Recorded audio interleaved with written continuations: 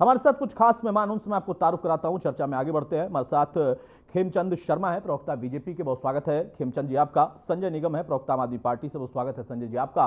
और साथ में निरंजन पोद्दार हैं, राजनीतिक विश्लेषक, हमारे साथ, बहुत स्वागत है निरंजन पोद्दार साहब आपका। पोद्दार साहब, निरंजन पोद्दार साहब, मेरी आवाज आ रही है आपको?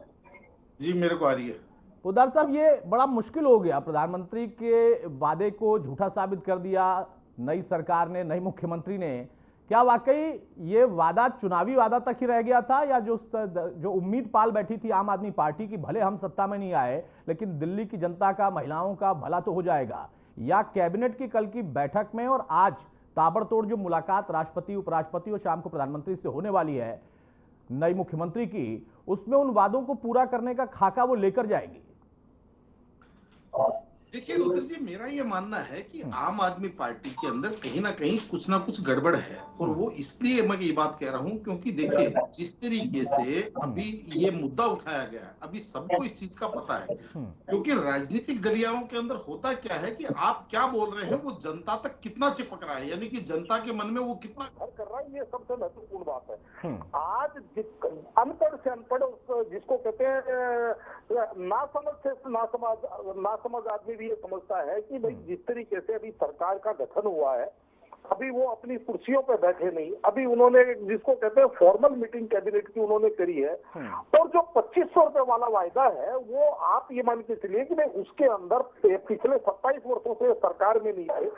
जो लाभार्थी होंगी उस 2500 रुपए की, उनका एक डेटा एनालिसिस करना पड़ेगा, कितने लोग, कितनी महिलाओं को 2500 रुपया देना है, और वो उन महिलाओं को किस तरीके से, उनका हमारे पास कितना डेटा बेस है, यानी कि डीबीटी के थ्रू देना है तो डीबीटी के अंदर डेटाबेस भी होना चाहिए सरकार के पास। सारी चीजें हैं, लेकिन ये जो अति उत्तेजना है, कहीं ना कहीं मुझे ऐसा लग रहा है कि शायद आतिशी जी या तो धरातल से कट गई है, या फिर आम आदमी पार्टी के अंदर कुछ जिसको कहते हैं पॉलिटिकल माइलेज लेने की एक होड़ सी चल रही है। वो इसलिए कह रहा हूं क्योंकि जिस तरीके से मेरी बात होती है कई वरिष्ठ नेताओं से, तो वो ये कहते हैं कि इस समय एलओपी के लिए कहीं ना कहीं आम आदमी पार्टी के अंदर बहुत बड़ा, जिसको कहते हैं मंथन और चिंतन चल रहा है। अब इसके अंदर जिस तरीके से मान लीजिए नेतृत्व तो एक जो सुनने में आ रहा है कि नहीं, जो अरविंद केजरीवाल जी चाहते हैं कि गोपाल राय जी को एलओपी बनाया जाए, क्योंकि वो सबसे वरिष्ठ है, सबसे विश्वास पात्र है, और सबसे बड़ी बात आंदोलन के समय से वो जुड़े हुए हैं। इधर आतिशी जी चाहती हैं कि वो एलओपी यानी कि पॉलिटिकल माइलेज, या यूं कहें कि अब आम आदमी पार्टी की हाईजैकर हो जाए। तो कहीं ना कहीं इसी चीज के अंदर वो अति उत्साह है, और मेरा ये मानना है कि इतना अति उत्साह करने से आपकी प्रतिष्ठा बढ़ती नहीं है, कहीं ना कहीं इसको वही उसी राजनीति का एक नहीं। तो पोद्दार साहब, आप राजनीतिक विश्लेषक के तौर पर, एक वरिष्ठ पत्रकार के तौर पर, आप जो कह रहे हैं कि लोगों से चर्चा भी होती है, क्या आपको लगता है कि पार्टी लाइन से हटके प्रेस कॉन्फ्रेंस कर रही है आतिशी? देखिए, आज की तारीख में आम आदमी पार्टी की स्थिति ये है रुद्र जी कि जिस तरीके से आम आदमी पार्टी की जो सर्वोच्च नेता है, वो लगभग समझ लीजिए 15-16 सर्वोच्च नेता सारे हार चुके हैं इन चुनावों के अंदर। आतिशी जी जो है वो अपनी सीट बचाने में सफल रही, लेकिन वास्तविकता ये है कि राजनीति के अंदर क्या होता है कि दोस्त जब फैल हो जाए तो दुख होता है, लेकिन दोस्त फर्क आ जाए तो ज्यादा दुख होता है। कहीं ना कहीं ये फार्मूला काम करता है। जिस तरीके से जेल से आने के बाद में अरविंद केजरीवाल जी ने आतिशी को मुख्यमंत्री का दायित्व दिया था, कहीं ना कहीं ये सोच करके कि हम दोबारा से सरकार में आएंगे, और उन्होंने स्वयं कहा भी था कि ये केवल नाइट वॉचमैन की भूमिका में होंगी। तो अब आतिशी जी चाहती हैं कि जिस तरीके से उनको टेम्पररी मुख्यमंत्री बनाया गया था, अब वो परमानेंट एलओपी बन जाए। तो कहने का तात्पर्य ये है कि अगर संवैधानिक पद की बात करेंगे तो संवैधानिक पद के ऊपर तो आज आतिशी जी हैं, अरविंद जी तो आज पार्टी के पद के ऊपर है, संयोजक के पद पे है, लेकिन जो सरकार के अंदर भागीदारी है, वो विधानसभा के सदन के अंदर जो भागीदारी है, वो आतिशी जी की है। तो अब यानी होड़ से ज्यादा मुझे लगता है कि या तो हार की हताशा है, या फिर ज्यादा अति उत्साह, उत्सुकता है। बहरहाल पोद्दार साहब, जिस बात का आपने जिक्र किया कि अति उत्साह है, क्या ये अति उत्साह रणनीति के तहत आतिशी का है, या आम आदमी पार्टी का ये अति उत्साह है? क्योंकि जिस वक्त परिणाम आए उसके बाद अगले या उसके अगले दिन से एग्जैक्ट लगातार आतिशी आती रही और लगातार वो दिल्ली में यहां पर लाइट कट रही है, इस एरिया में इतने घंटे लाइट कटी, मतलब एक सिलसिला उन्होंने शुरू कर दिया। आम आदमी पार्टी का एक पैटर्न हमने हमेशा देखा है कि उनके तमाम नेता मंत्री, वो सरकार जब थी उनकी, उस वक्त में एक ही मुद्दे पर हर 1 घंटे पर प्रेस कॉन्फ्रेंस करते थे। चीजें वही होती थी लेकिन वो करते थे, चेहरे बदलते थे, शब्द वही होते थे, कंटेंट वही होता था। क्या वही पैटर्न वो फॉलो कर रहे हैं या नई रणनीति है? और अगर ये रणनीति है तो क्या दिल्ली की जनता को ये रास आ रही है? देखिए रुद्र जी ये राजनीति है और राजनीति छलिया है। जैसे आपको पता ही होगा कि जो भारत की जो जिसको कहते हैं जो चुनावी राजनीति है, इसके अंदर हर बार 2-2-4 नहीं होता, कई बार 2-2-3 भी होता है, कई बार 2-2-5 भी होता है।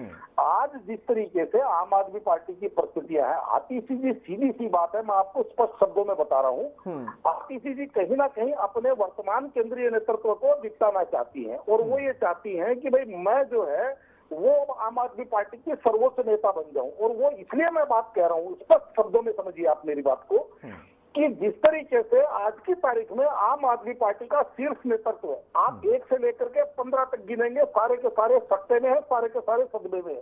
कहीं किसी का कोई बयान नहीं है, ना कोई अरविंद केजरीवाल जी का बयान है, ना मनीष सिसोदिया जी का बयान है, ना सौरभ भारद्वाज जी का, ना सत्येंद्र जैन जी का, ना गोपाल राय जी का, किसी का कोई बयान नहीं है। लेकिन और कहीं ना कहीं वो इस जो उन्होंने एक वैमनस्य की और जो कटुता की जो राजनीति शुरू करी थी, उन्होंने ये लोग चाहते हैं कहीं ना कहीं अब इसको जो है मुख्य धारा की राजनीति में इसको ले आया जाए, यानी कि वो जो कटुता थी उसकी बर्फ को पिघलाया जाए। लेकिन आतिशी जी नहीं चाहती कि भाई ये कटुता घटे या ये बर्फ पिघले। तो आतिशी जी जिस तरीके से उकसाने की राजनीति कर रही है, जिस तरीके से वही भड़काने की राजनीति कर रही है, वही वैमनस्य की राजनीति को दोबारा से चालू करना चाह रही है, वही जो कटुता की राजनीति। लेकिन हम सिर्फ आतिशी, लेकिन पोद्दार साहब, हम सिर्फ आतिशी को ही क्यों कहें कि वो उकसाने की राजनीति कर रही है, कटुता की राजनीति कर रहे हैं? हम ये भी तो कह सकते हैं ना कि समय चक्र फिर से बदल रहा है। जो अन्ना के आंदोलन से कुछ चंद लोग निकले थे, जिसमें किरण बेदी से लेकर कुमार विश्वास से लेकर न जाने कौन कौन थे एक मंच पर, वो धीरे धीरे अलग होते चले गए। प्रशांत भूषण जैसा इतना काबिल अधिवक्ता वो भी नहीं समझ पाया दांव, तो अब वो दांव आतिशी के हाथ में है और केजरीवाल साहब के ऊपर वो दांव चल रही है। निश्चित रूप से रुद्र जी मेरी बात को थोड़ा सा पूरी होने दीजिए। देखिए राजनीति क्या है, क्रेजी बॉल की तरह है, जितनी गति से आप अगर दीवार पे मारेंगे वो उतनी ही गति से वापस आपके पास बाउंस बैक होकर के आएगी। तो आज आतिशी जिस तरीके से राजनीति कर रही है या जिस तरीके से उकसाने का प्रयास कर रही है, कहीं ना कहीं भारतीय जनता पार्टी भी जिस तरीके से इनकी फाइलें मंगवा रही है, चाहे उसके अंदर कैट की रिपोर्ट हो, चाहे जिस तरीके से डीटीसी घोटाला हो, जल बोर्ड घोटाला हो, दवा घोटाला हो, मोहल्ला क्लिनिक घोटाला, जिन घोटालों की भारतीय जनता पार्टी बात कर रही है, कहीं ना कहीं भारतीय जनता पार्टी की राजनीति की इस टाइम 2 धुरी हो सकती है। एक धुरी हो सकती है वो अपने पूर्व सरकार के करे हुए कामों की जांच करवाना, और एक राजनीति हो सकती है दिल्ली के विकास की। लेकिन अब अगर जिस तरीके से कटुता की राजनीति की जाएगी या वार प्रतिवार की राजनीति की जाएगी, तो भारतीय जनता पार्टी भी वहां पे बाउंस बैक की करेगी। और जिस तरीके से जो मंत्रिमंडल में थे, जो लोग सत्ता में थे, जो लोग जिन लोगों के अधीन काम थे, कहीं ना कहीं उस जांच की चक्की में तो वो पीसेंगे। और अगर मान लीजिए वो सारे के सारे उस जांच की चक्की में पीस जाते हैं, जो कानून की जो जिसको कहते हैं चक्की है, वो महीन पीसती है रुद्र जी, अगर वो उसमें पीस जाते हैं, तो आतिशी जी को कहीं ना कहीं जिसको कहते हैं ना कि नीचे से ईंट निकालने से ऊपर का कंगोरा गिरता है, उस प्रकार की ये राजनीति है। तो कहीं ना कहीं मुझे ऐसा लगता है कि आम आदमी पार्टी के अंदर अभी इन चीजों के लिए बहुत मुश्किल का दौर है, क्योंकि अभी जिस तरीके से आप देखेंगे कि कल सरकार गवर्न हुई है, और आप भी एक चीज को समझते हैं, जब आप शो शुरू करने के लिए अपनी सीट पर बैठते होंगे तो पहले आप अपनी ईपी चेक करते होंगे, आप अपना माइक चेक करते होंगे, आप अपना डायरेक्शन चेक करते होंगे, उसके बाद में आप अपना प्रोग्राम शुरू करते हैं। और ये कहते हैं जी आप चलते चलते 2500 रुपए बांट दीजिए, मेरी जेब से निकाल करके किसी के दूसरे के हाथ में पकड़ाने वाली बात थोड़ी है।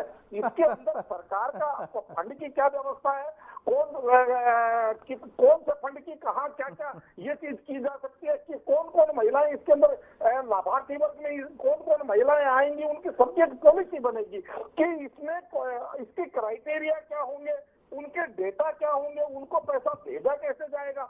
जो पैसा भेजा जाएगा वो सही जगह पहुंचेगा ना, ये सारी की सारी चीजों का जिसको कहते हैं बैठ करके विमर्श होता है और उसके बाद में इस प्रकार की योजनाएं लागू होती है। अगर रही बात आरोप प्रत्यारोप की, तो ये आरोप तो इनके ऊपर भी लग सकता है कि आज आपको पंजाब के अंदर 2.5 साल होने को आए, आपने भी 1,000 रुपए देने का वायदा किया था, तो आप तो 2.5 साल बाद में भी वो शुरू नहीं कर पाए। यहाँ आप जब पहले सीट पे एडजस्ट नहीं हुए, कुर्सी के ऊपर बैठना नहीं सीखे, उससे पहले कह रहे हैं कि आप इस योजना को फलीभूत कर दीजिए। तो कहीं ना कहीं मुझे ऐसा लगता है कि इसको मैं इसीलिए कह ररहा हूँ कि अति उत्साह है और ज्यादा तेजी कई बार क्या है घातक हो जाती है, ज्यादा तेजी कई बार वाकई घातक हो जाती है। क्योंकि पोद्दार साहब देखिए, संजीव जी कह रहे हैं कि हमें किसी चीज से दिक्कत नहीं है भाई, आप 2500 भी दीजिए, कैग की रिपोर्ट भी लाइए, हम चर्चा करेंगे। आप कह रहे हैं कि नहीं, आतिशी कुछ और चर्चा करवाना चाह रही हैं। देखिए ऐसा है निश्चित रूप से रुद्र जी, जब आदमी का संकटकालीन समय होता है तो उस समय उसको आत्मचिंतन करना चाहिए, बैठना चाहिए, उसको साधना करनी चाहिए, उसको कम से कम एक जिसको कहते हैं थोड़ा सा उसको पेशेंस रखना चाहिए। क्योंकि हमारे यहाँ एक चीज और कही जाती है और कही क्या जाती है, सर्वविदित है कि जो ओवर स्पीडिंग होती है वो कहीं ना कहीं एक्सीडेंट को बुलावा देती है। बिल्कुल। और जिस तरीके से आम आदमी आतिशी जी जिस तरीके से ओवर स्पीडिंग कर रही है, तो ये कहीं ना कहीं मुझे ऐसा लग रहा है कि कहीं ना कहीं ये कहीं पे निगाहें और कहीं पे निशाने वाला मामला है।